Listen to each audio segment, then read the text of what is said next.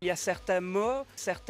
Il y a aussi ces mots-là. Pour moi, c'est brun et brun, mais les Suisses disent souvent brun et brun. Brun, brun. Et on peut citer enfin pâte et pâte. Les Suisses ont tendance à dire pâte, mais pâte. Et pourtant, le choix des pâtes provoque aujourd'hui de belles discussions. De belles discussions.